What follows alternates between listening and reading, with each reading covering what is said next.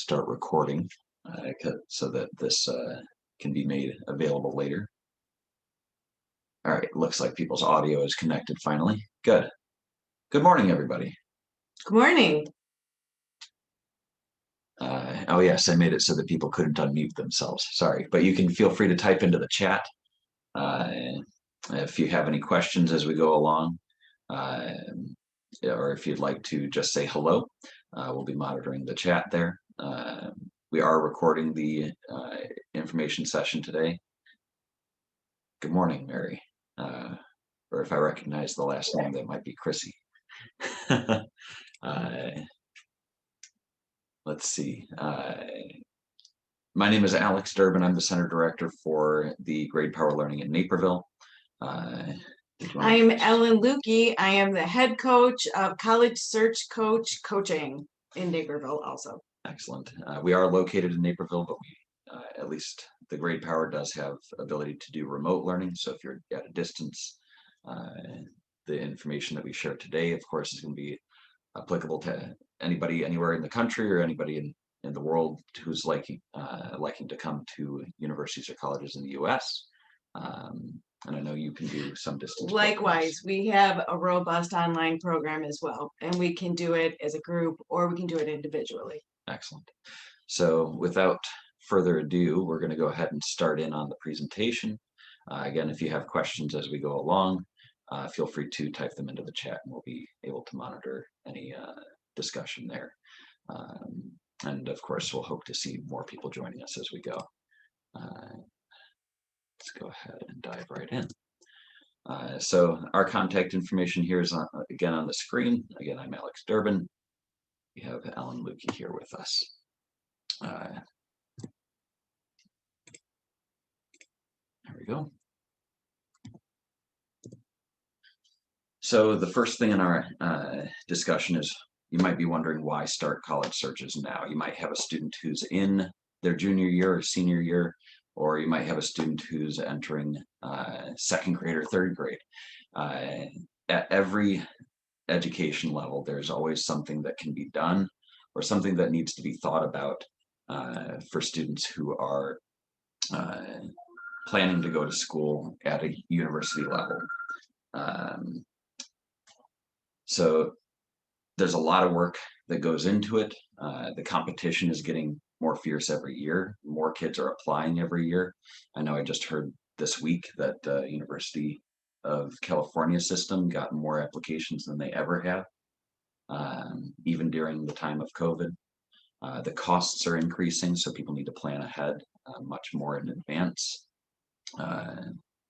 For younger students, they have more time to remedy any deficiencies in their record, to fill in any skill gaps or any admissions consideration gaps, which we'll be talking about later.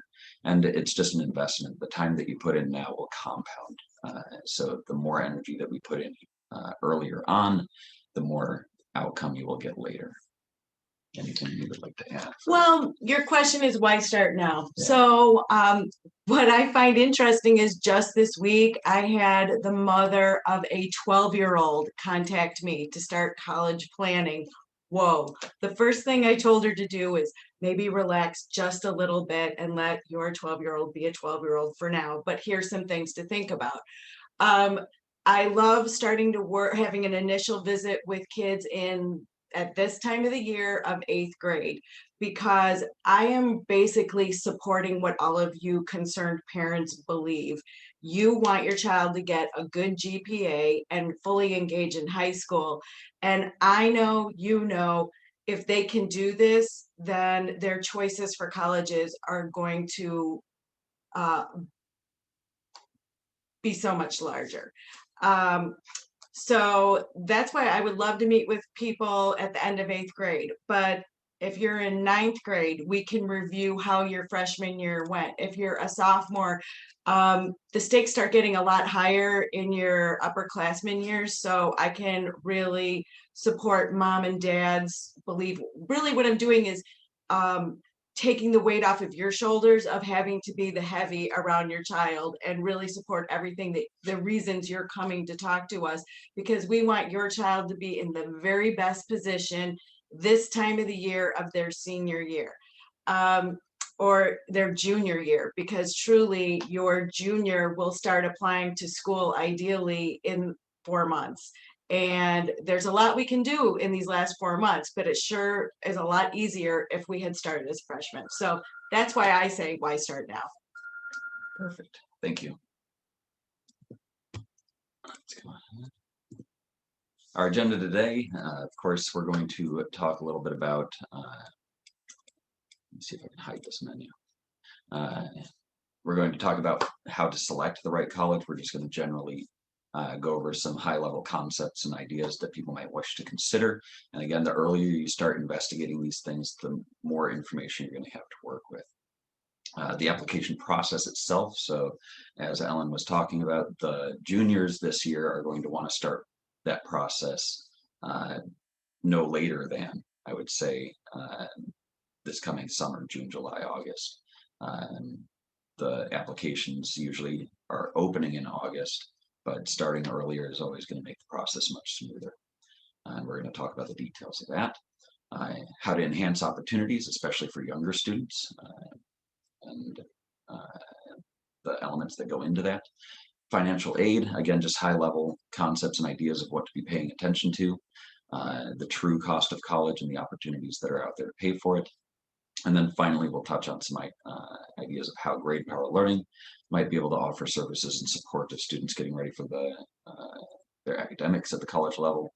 And Ellen, of course, will talk a little bit about what she does in terms of helping to select the right college and creating the roadmap on how to get into that university.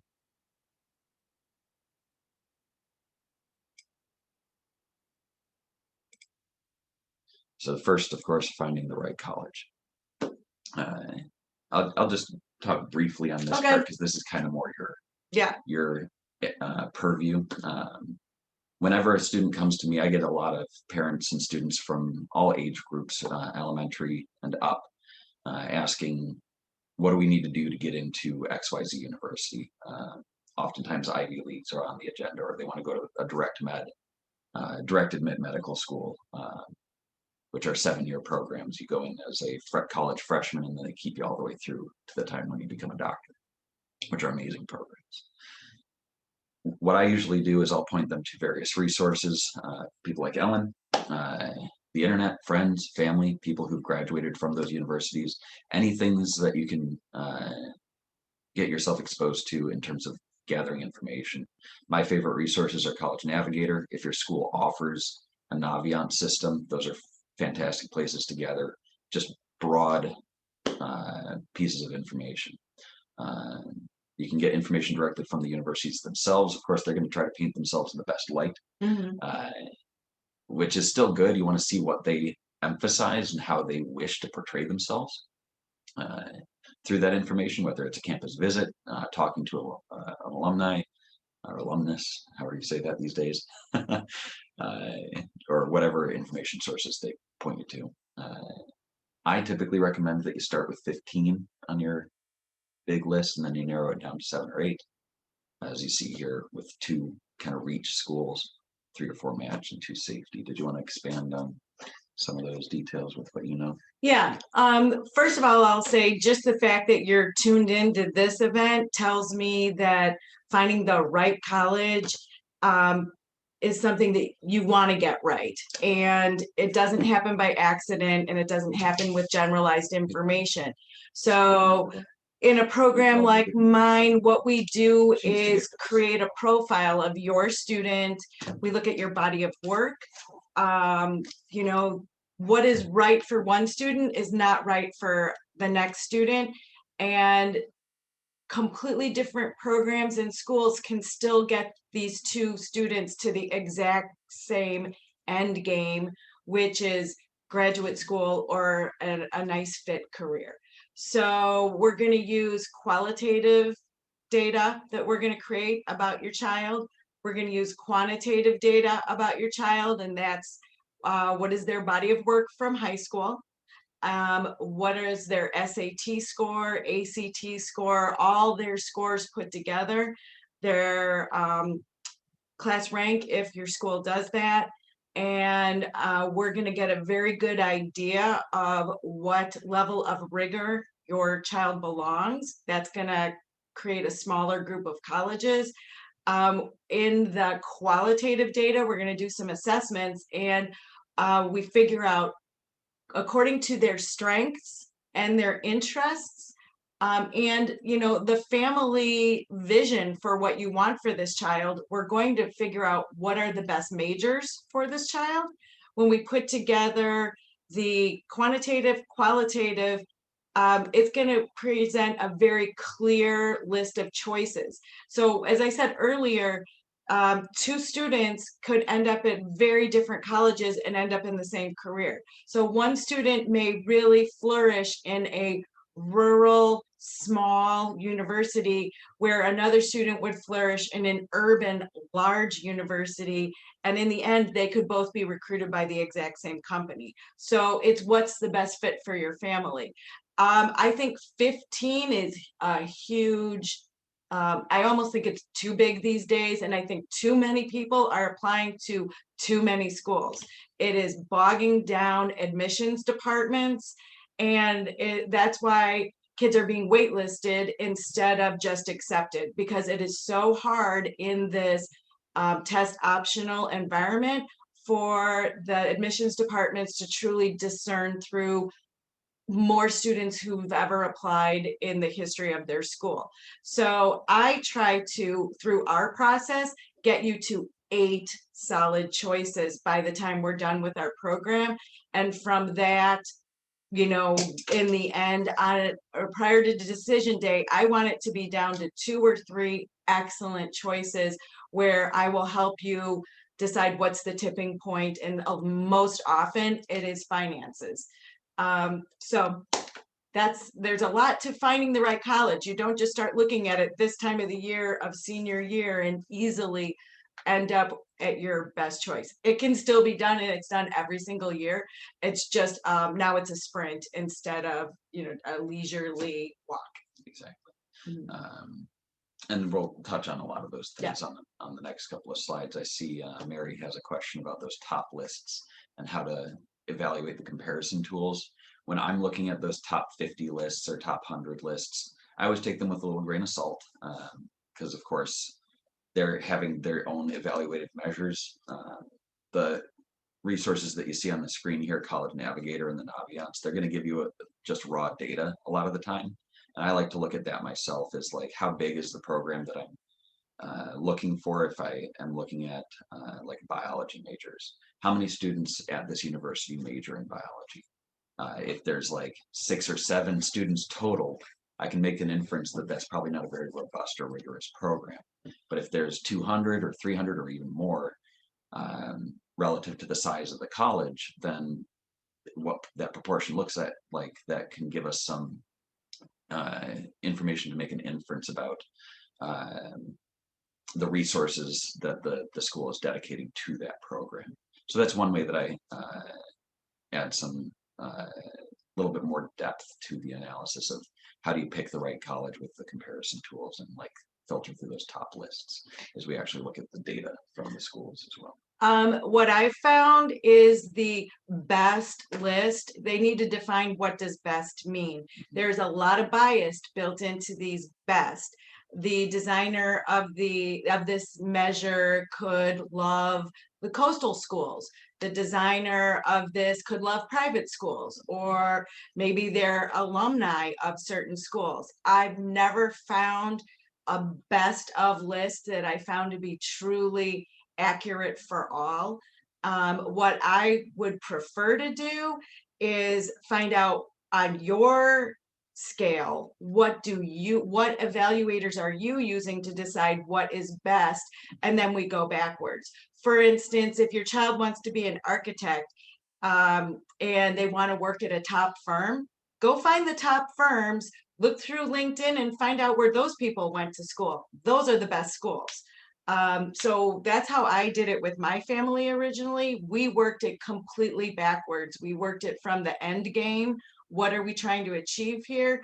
And figured out what we needed to do to get that child into that program that would bring them the success we were looking for. Excellent. That's a great way of thinking about it. It's kind of an engineering standpoint. What are you trying to achieve? Yes. And let's work backwards. Exactly. Some factors to consider when we're selecting the right college. And again, this is not necessarily a comprehensive list, but this is maybe some things to consider. And these are definitely some things that Alan would help a student evaluate if they were to seek her services. So top consideration for a lot of parents is the cost of college. We might have pie in the sky dreams of going to Harvard or Yale, but maybe our pockets aren't that deep. They do offer substantial scholarships to need-based things, but we do want people to have honest conversations with their children or with their parents if you are a student regarding what is within the realm of reality when it comes to paying for whatever program or university you might be applying for. When you're selecting colleges, you want to make sure that it matches your academic record. What are the types of students who get into this university, or what are the academic rigors that that university expects when you get there? Are you prepared to have that skill set to make you successful, not only to get into that university, but to finish? Because getting in is just step one. You want to make sure that when you are at that university, it's the type of academic rigor and program that you would benefit from and would be able to keep up with.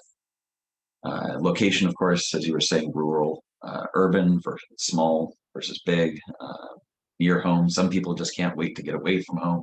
Some people need to stay closer to home for whatever reason. If religion is important to you, like you were saying, you work backwards from these top 50 lists. We don't know what metric they were using to determine what was the top. It's the top 50 is what's top 50 to you and your priorities. Anything to add to this? Yeah, the program that I have is called the Perfect Fit, and it's basically a 6-meeting program. Of course, you know, often we're meeting more than 6 times, but it's 6 topics that we're going to go over that include all of these things. Week 5 is where we get real about cost. Of course, up front, when we do a screening meeting, finances are going to be part of the conversation because you don't want to have your child applying to a $85,000 a year school that does not give scholarships at need-based or scholarships period, unless it's very needs-based. When your budget is truly $30,000 a year and this child wants to be a preschool teacher, they will never be able to pay back their student loans. A case of this was a child who got into Vanderbilt, and the parents had budgeted for maybe $11,000 a year, thinking this child was going to a state school.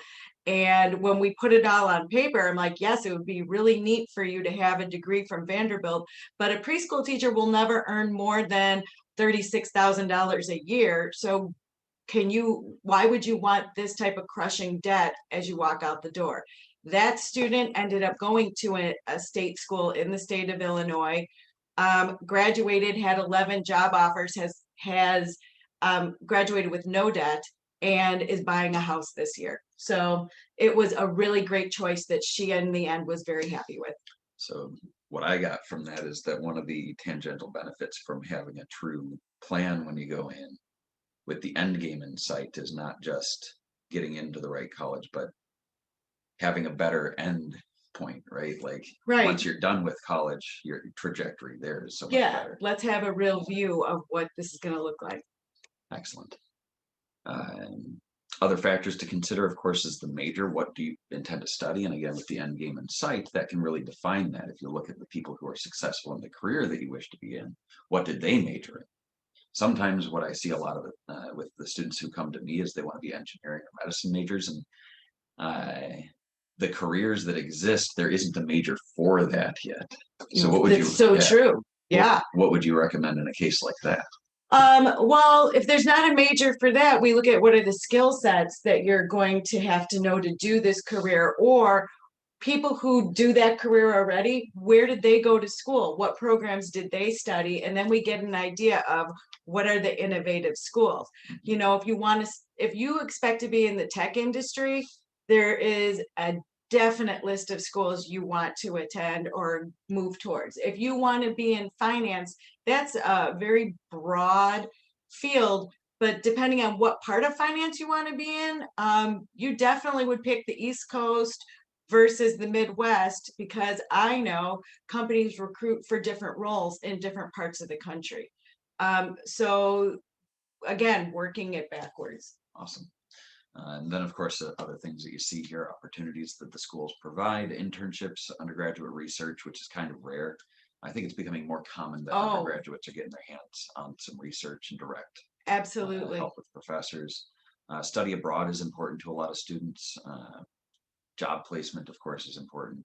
And a lot of universities are tapping into those things these days and making that more of a priority from what I understand. Absolutely. And if you're interested in engineering, this co-op concept where you actually work for an entire year, you are paid for that year, and that year, in essence, can pay for your 5th year of college. This is an incredible opportunity that will either tell your student, this major is for me or it's not. And I've seen cases where kids weren't quite sure that biomedical engineering were for them, but got into the field and said, this is fantastic, I love it. I've seen other cases where kids studying a different type of engineering and in the end decided, oh boy, have I made a mistake, and have been able to pivot at that point. So it's an invaluable thing to consider. Excellent. And then, of course, there's the extracurriculars, clubs, sports, just groups like Greek life, all that stuff that comes with the social elements and the elements that make us human, really, because we're not just automatons going to school to learn. There's other elements of it as well that students would want to consider in addition to whatever academics they may be going into.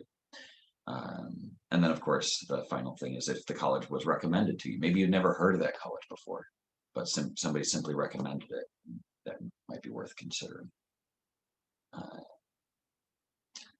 A lot of kids, it's important that they know someone. Yeah. So in that case, yeah, my friend is going there, or I already know someone who is there. And in that case, when you make your student, or when you have your campus visit, it's very valuable to go spend some time with that person who you know, who can give you the firsthand tour and experience of the university. Excellent. The next stage here, we've got the application process and all the elements that go into actually composing the application. This is going to be most relevant to students who are currently in 10th and 11th grade, maybe going into their senior year this fall. So definitely, if you've got a rising senior, now is the time to take some notes. The application has a lot of parts to it. It's going to take some time to gather all the information that's necessary and to get it done. And there are various applications out there. A lot of colleges and universities have their own application process. There are other things out there with the Common App and the Coalition App, and the University of California has their own system. I'm sure there are other coalitions of colleges that have their own internal system as well. But every college is basically going to have their own process. And the earlier you start that investigation, the earlier you're going to be able to have your student finish it. The common parts, as you see here, are resume. Resume is mostly an organizational tool that we recommend. Not every college is going to even ask for it, but it is helpful to have one. A personal statement, test scores, if they ask for them these days, especially with COVID and coronavirus. We are both vaccinated, by the way, hence the no masks. But with COVID and coronavirus, a lot of them have kind of relaxed their requirements for ACT and SAT. We do still strongly recommend that students have that on their record, though. From my perspective, from what I'm hearing, it just makes the decision a little easier for admissions, even if they don't require it. And you can correct me if this is wrong, but I have not yet heard anything say that you didn't need one for a scholarship. If you plan to have a scholarship, you still need an SAT score. Is that what you're hearing? Depends on what scholarship. Okay. There are definitely scholarships that's not necessary. But what I will tell you about test optional is this. Every student who took and did well at their college tests were admitted very quickly and admitted into the school they were looking for. So what I mean by school is the college. University of Illinois Business School, University of Illinois Engineering School. Kids who maybe had the good grades and had nice letters of recommendation, every high school in America kind of has a ranking of rigor, and some schools, maybe the rigor is more vague, and those students are not being in the first pass admitted into the college specifically, or the most competitive. So they might get into University of Illinois, but it'll be liberal arts. It won't be business or engineering. So what I'm saying to you is, college counselors know what to do with an application that shows strong grades, strong curriculum, and a strong ACT or SAT, and they will follow suit. Everyone else, they're trying to figure out your story. So it is my recommendation that in order to get admitted with the most strong application you can, go ahead and take the ACT, SAT, and subject tests, because it's just going to make your story that much more clear to the admissions departments. And by subject tests, she means the AP tests or the CLEP. Mm-hmm. The SAT subject tests have been discontinued, so you don't have to worry about those. Letter of recommendation, of course, those come from teachers, college, sports coaches. That's what I'm looking for. Bosses. Teachers, coaches, bosses, church leaders, youth group leaders, anybody who's in a leadership position that has interacted with the student for at least a year. Longer time that they've got to know that student, the better. And yeah, those are just the way that the colleges evaluate the story. Does the student have dedication to the task? Do they have the right kind of personality to be successful in this college? Colleges aren't just looking for the smartest and brightest people. They're looking for the people who have the right personality, that when they graduate, they can point to that student and say, hey, look what we did. Even though that student may have already had those attributes when they went in, they're looking to increase their prestige with their graduates. So you want to have people who are going to portray you or your student in the best light possible, of course. So you kind of have to be picky. Absolutely. And those letters are read. I mean, they are actually reading these letters of recommendation. That's why it's essential to ask for those your junior year. You know, the most popular teachers and coaches at school are going to have requests from hundreds of kids. And so you want to be at the front of the line, ask them to send you the file, but then they will have to submit it on their own, but at least you'll have proof of it. And if they lose it, you can send it back to them and they can send it right on their way. But this is one place where I recommend that the kids have to be on top of their checklist, because letters of recommendation do fall through the cracks. And if it's someone like a coach or your boss, they may not be used to doing this and may need a little help how to write this letter. We will help them, and keeping them on task. So it's very, very important, and it's very important to approach early in the process. Excellent. Of course, high school transcripts are the next thing there, and those are considered. The transcripts are going to reflect not only academic record, but as you were saying earlier, the rigor of the curriculum at that particular school. And all of the colleges have that data. They have their own evaluation of how that's done. Mm-hmm. That's another thing that I tell kids, you really have to keep after your college counselor at your high school, because these fall through the cracks all the time. And it's easier now that they can just upload them through the Common App. But with things being remote work for so long, this year's cycle was very challenging, and not being clear with what all school districts will be doing in the future. Just know, again, this is an item on your college checklist that you will use, that you have to follow up on a regular basis until it's completed by the college counselor. Absolutely. And that touches a little bit on the counselor report as well. That goes beyond just what shows on the transcript. Did you get A's and B's and GPA and what courses you took? The counselor report actually is a written report, if I understand correctly.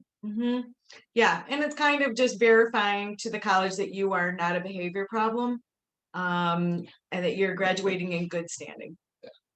The college supplemental, those are usually going to be supplemental essays in addition to the personal statement. The personal statement is a broad essay that just introduces who you are, tells your story from your perspective. And then the college supplementals will often be why U of I, why this bioengineering, why this particular thing, why the honors college. So they'll ask a little bit more pointed questions in those supplementals. I find that I get the students I work with use it in two ways. A lot of people who are going to this length to find the right college, their kids are going to apply to honors programs. And honors programs will require one, if not two or three essays telling them why you would be a good fit for their program. And so that's something that we help edit and proofread.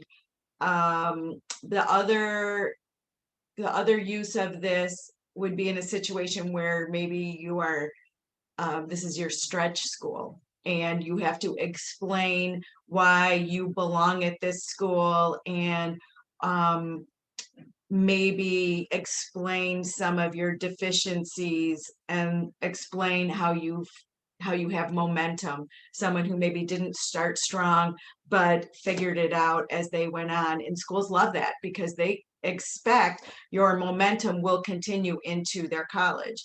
I guess on the flip side, if your student has senioritis, you need to explain that as well, because that's less impressive to a college. They do not want to see your grades trickle off at the end because they think you may show up at the school burned out, and they don't want that. And I see that quite a bit in what we do. We see in junior year, they try real hard. They're like, okay, this is the one that matters for college applications. And then they take a really easy course load senior year, not realizing that the colleges get to see your senior year transcript. And so they're gonna see all that. This year, almost every student I worked with, the schools requested their senior year first semester transcript. I mean, it was, even if they were accepted, they still needed that transcript. Yep. So it matters. It does.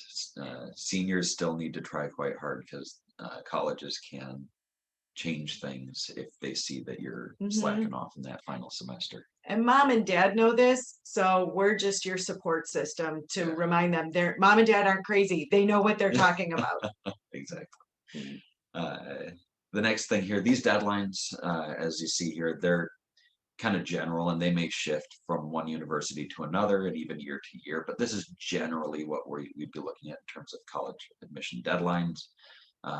There are different kinds of admissions with deadlines. We've got early action, early decision, and then a regular enrolling admission. I wouldn't say that one is better than the other than maybe just that there are some benefits to doing early decision or early action, especially if these are colleges or university programs that you know that that's the one you want to go to. And I know you know a little bit more about this as well. I mean, early decision is the most binding of all the different classifications of application. The upside of it is if you are qualified, you have the best chance of being admitted at that point. If you are sure this is where you're going to go, because your application is just like a legal document. You are saying, I will come here. I will send you money. If you accept me, I will come here. So schools love that because it's a sure thing. They know they don't have any competition once they send you your acceptance. So if you're sure you want to go to this school, that's a great way to go. Early action, it's non-binding, but you're going to find out ahead of everyone else. The reason another reason I tell people early decision, early action is many schools, if you want to be in their honors college, you have to apply early decision, early action, because the second you submit your application, you're now going to get the supplemental application for the honors college, and that's your only way to get that supplemental application. So if you're interested in the honors school experience, then this is the way to go. Regular admission, you know, every pool of applicants, it just gets bigger and bigger. And rolling admissions, there's plenty of schools that first in, first out. So it's kind of a race at those schools. Whoever applies first is going to be accepted first. And once they've filled the class, they're done. Yeah. Enrolling in mission schools actually could be a good consideration for any student who thinks they're going to take a semester and do community college or something like that, if I'm not mistaken. Or I know a lot of colleges have like a spring start.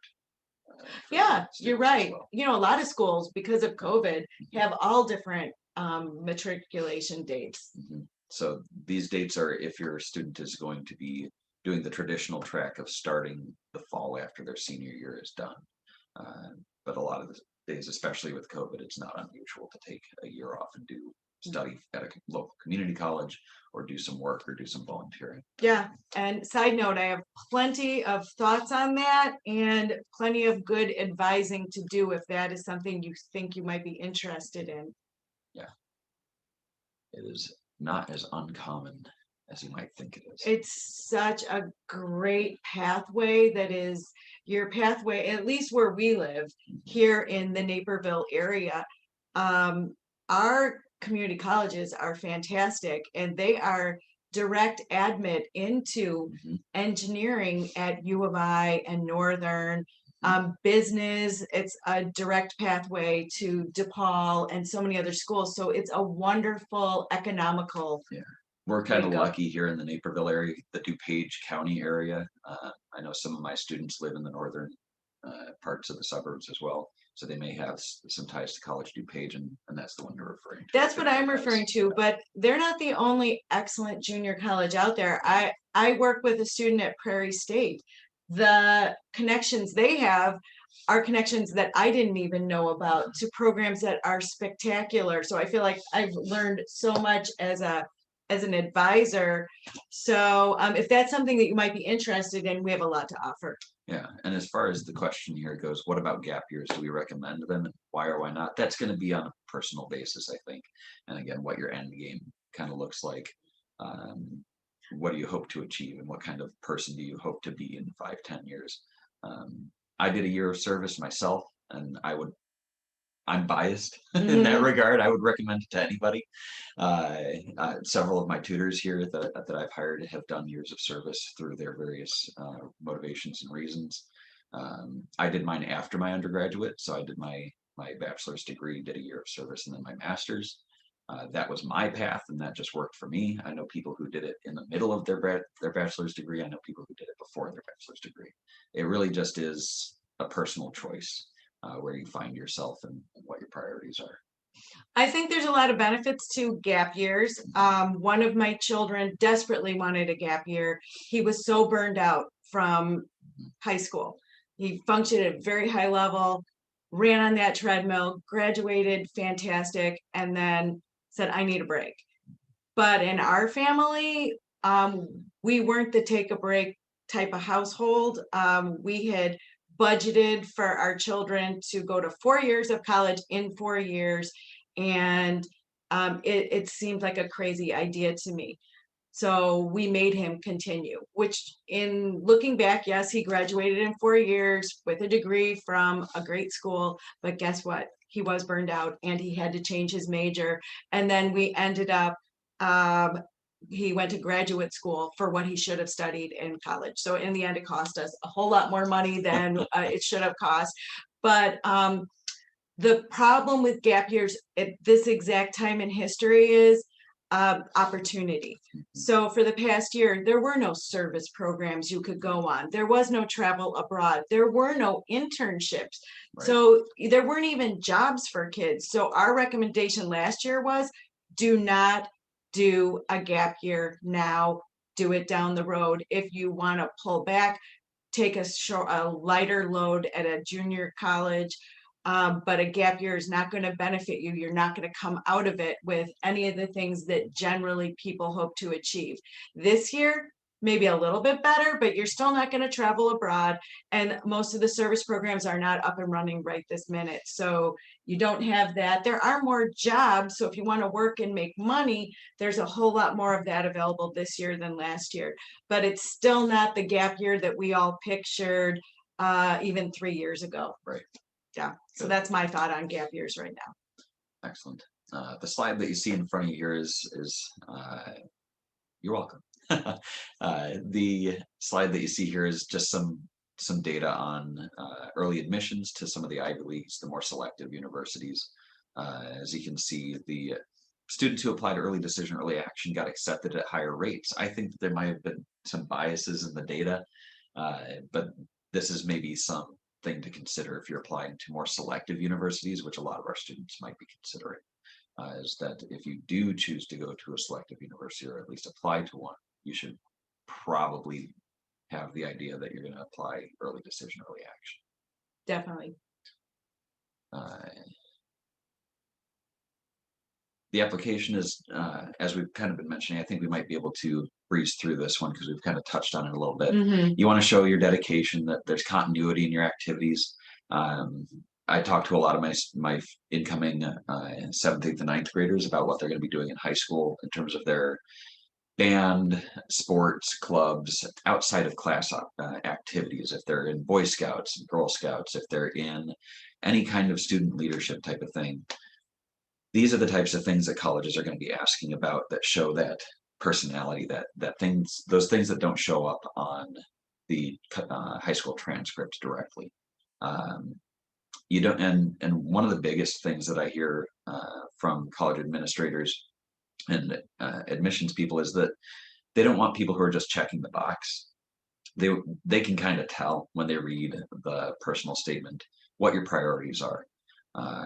And if you were in band all 4 years, but you were just in it because mom and dad made you play the saxophone since you were 6, and you're going to drop the dang thing when you graduate, they can tell. So you want to write about things, you want to be involved in things that you're really passionate about, that you actually care about, at least to some degree. Balance, of course, a lot of the universities, they put in their things that they want more balanced people. They don't want just the person who's good with numbers. And even in careers these days, when you get into the job market, if any of the parents here are working, which I'm sure you are, you know this. You can't just be good at crunching the numbers or doing the things that you're doing. You have to be a good communicator. You have to be well organized. You have to be a good personality these days. That's what even in the tech industry people are looking for. Even in doctors, bedside manner is more important now than ever. So universities are starting to tap into that and look for students who show balanced interests and balanced personalities in their application. You want to emphasize any special skills, awards, national competitions, things like that. And again, that comes with the dedication. If you're engaged in things that you're passionate about, you're more likely to achieve those honors. When we evaluate your body of work for the application, we're going to look at the activity portion. And the activity portion of your life kind of is your way of showing who you are. And so schools want to see kids who are engaged in activities. If you're lucky enough to participate in things at school, that's fantastic. I mean, some schools you have to be basically going to the Olympics to play on a sport. There are other schools that have, varying levels so everyone can participate. If you're in a club, that's great. If you are in an honor society, that's great. What schools are really looking for is a successive accepting of responsibility within a group. And I'm just going to say, let's say the tennis team. Maybe freshman year, you make the team. Maybe sophomore year, you're the social media manager for the team. Maybe junior year, you are the grade leader, and maybe senior year, you're the captain. You've shown successive dedication. And in the end, they don't care if you were the state champion or not. I mean, if you're the state champion, they do care, but most of us aren't. There's only one of those. So if you're not the state champion, they want to see, sure, okay, you're good at that, but we can't all be good at every single sport. But you can show what you're supposed to learn from sports in your successive responsibilities. Now that can also apply to anything you participate in out in the community. So it could be your part-time job. And I'm a huge advocate of children 16 and up working, because that answers a lot of questions and teaches them a lot of skills. So what you're trying to show is what skills am I going to bring to your campus? There might be two kids with all the same quantitative accomplishments, and when they decide if they can only take one, it's the one who's going to offer the most to the community on the campus who's going to be accepted. Excellent. Moving on to the next stage, enhancing your opportunities. What can you work on now to improve some of the things that we've talked about? Again, a little bit more data here. This slide, again, some of the metrics may vary a little bit from one university to another, or even over time. I think this data is about 6 years old now. And this is from a report that I found that showed from some of the top, most highly selective universities, what they consider to be most important or more important on an application.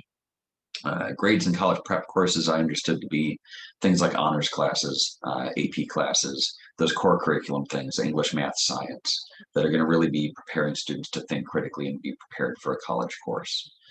Because again, as we've been saying, we want to make sure that students are successful at college, and the universities are doing the same. They want you there for at least 4 years, and they want to graduate you because they want a high graduation rate to make themselves look good.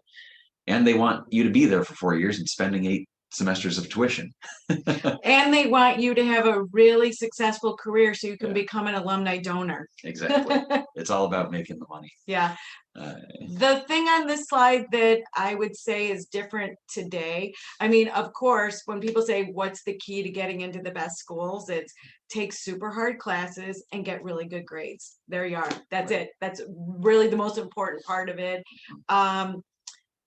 But down below the last 3 things, the extracurricular, demonstrated interest in work, in our age of equity, work, actually, there are a lot of kids, the only way they're going to make it is by paying a lot of their own way. So there's so much more weight given to your non-traditional activities, and included in that is work.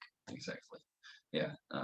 That's an excellent point. And one of the things that you were saying earlier is that work can be that demonstration of dedication, that it can be that the things you learn, the lessons are learned in that environment instead of a sport. It doesn't matter actually if you are on a sports team or you have a job. They both are, in the end, are going to be evaluated the same.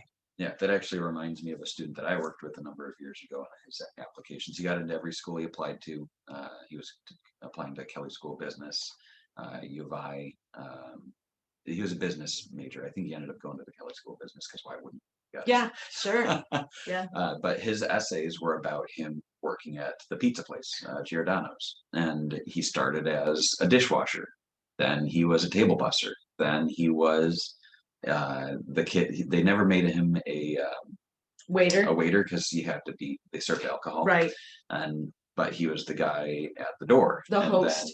Then, he became involved in their social media, so he was showing that dedication, that increase in responsibility, even though it wasn't a sport or a music or any other kind of club. It was work, and it showed that increase in responsibility. And wouldn't a business school be interested in that? Exactly. That's why. And he was like, I'm really passionate about the saxophone, but I do this thing for Giordano's, and I'm like, we're going to write about that. You're applying to business school. Yeah.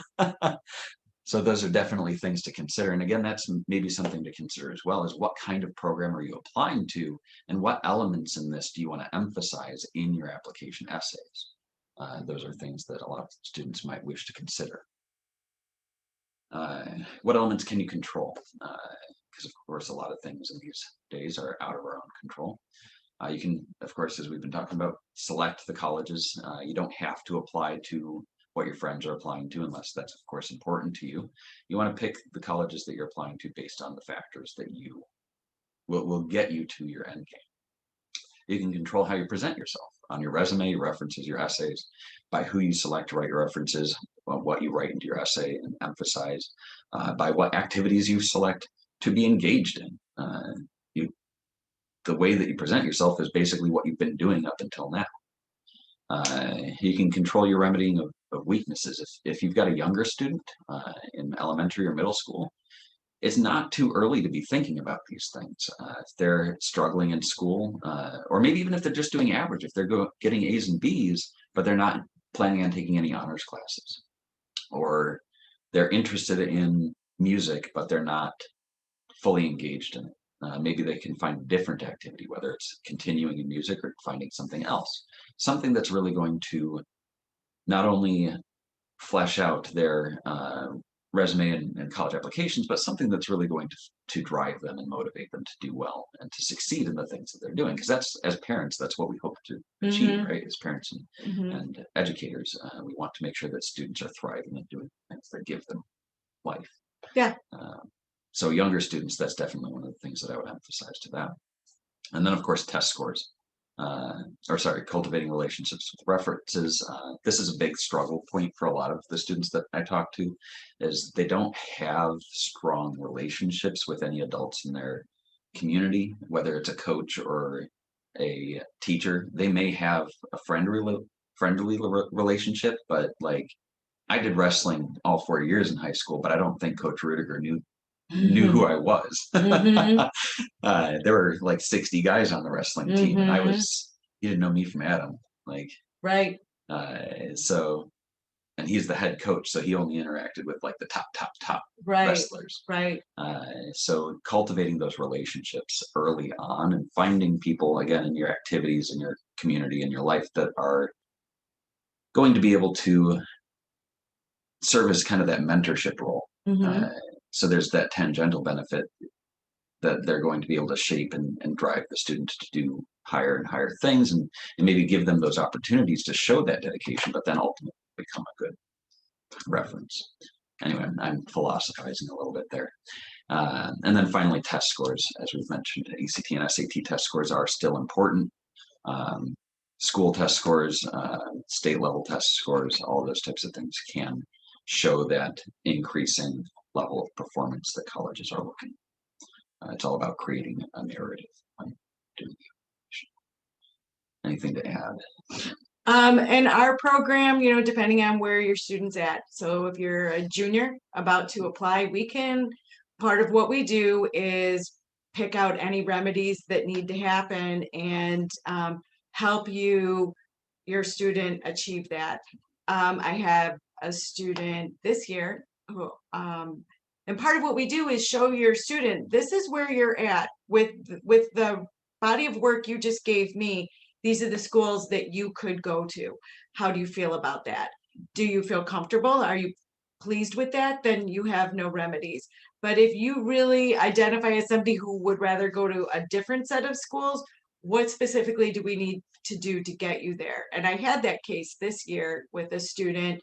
He absolutely did not identify with where he should have gone. So for his senior year, he reworked his entire curriculum to a very hard or a very challenging rigor. He got himself a job for the first time, and I know that he's already been promoted in that job. Good. His grades were fantastic. He was voted as the captain of a team, which is a hard thing to do during COVID when the team didn't even happen for a long time. And that student ended up getting into his reach school. Excellent. And so it was a wonderful success. So even at the end of your junior year, we can still find these fixes that are going to help you get to where you want to be. Excellent. So it's never too early and it's never too late. Younger students, as I've already touched on, setting goals, short-term and long-term goals, reviewing school calendars and the academic rigor of things, How much does high school rank play a factor? Um, Thank you for the question there. High school rankings, that'll come in, from my understanding, from the academic rigor of high schools. They'll evaluate each school district or high school on an individual basis. I'm not too Well, intimately familiar class with rank, not all schools do class rank anymore, so colleges Yeah. don't really use it as one of the baseline evaluators, but it is a really good indicator for your student to know where they fall within their competition. So, they'll have an idea of who else will be applying to the same schools, and do they see themselves with that group of people, or would they rather be with this group up higher? So it's really these days more of a personal tool. Yes. Yeah, class rank is what I'm more familiar with the terminology there. And I know the school districts here, they don't do class ranking. Mhm. They might tell you what percentile your bracket you're in. Yeah. They're not going to tell you like you're in the top 10 or top, Mhm. just because it's so already challenging for students here, and having that extra like, oh, I'm not number one anxiety is just Mhm. another thing that they don't need. Mhm.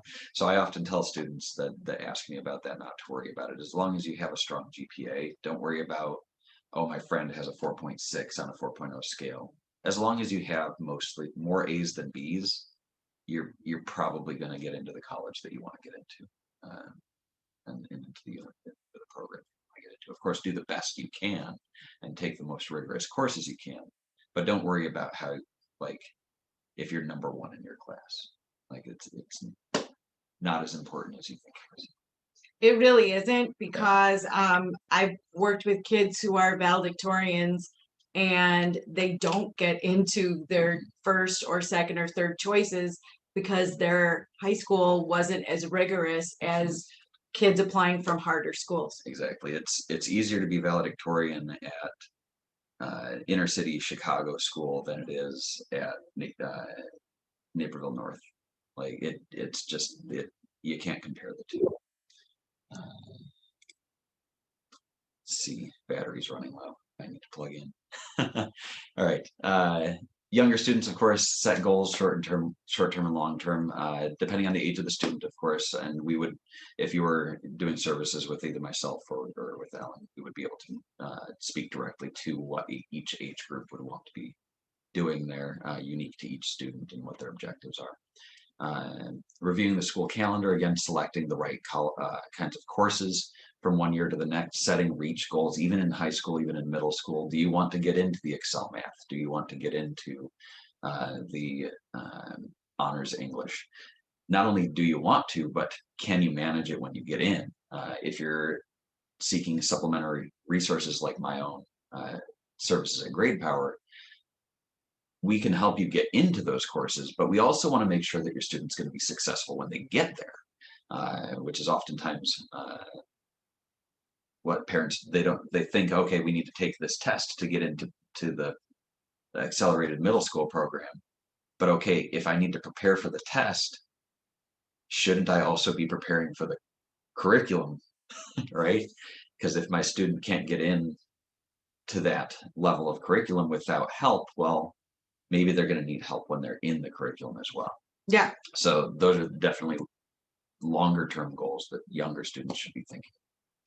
Of course, as parents, you're probably already checking in with your students about their schoolwork. And I do recommend different things for different age groups on that. With elementary students, they are just developing their habits around that. So maybe you check in with them every day. Just say, okay, what's on your agenda today? Did you get it all written down? Did you get it all turned in? Let's go through your assignment notebook today. And you're really showing them how to be organized. But when they get a little older, it's time for that responsibility to transfer to them. So we do recommend different levels of engagement for different levels of student, different ages there. And of course, you're going to be able to gauge based on your own child's responsibility. Plan and do extracurricular activities. Those could be formal, those could be informal. I often work with students who are getting ready for college admissions who are in formal activities like Boy Scouts or band or any kind of sport, but I also have worked with students who are doing kind of unstructured activities, like maybe their family has a family reunion that they do every year. One of the boys that I helped write an essay wrote about this apple orchard that his grandfather has, and they made apple cider every year. And that was a structured activity. The whole family got together, everybody had an assignment, and it was regular structured activity through that way. But these are fun opportunities that students and kids can engage in that can give them more breadth of experience. And that's really what that's about. Taking on challenges, as we've talked about before, just increasing levels of responsibility, fun reading ideas, especially for younger students. With the nature of my program, I'm more helping students gain academic skill, reading comprehension, writing, oral verbalization and language, math concepts and content. Oh,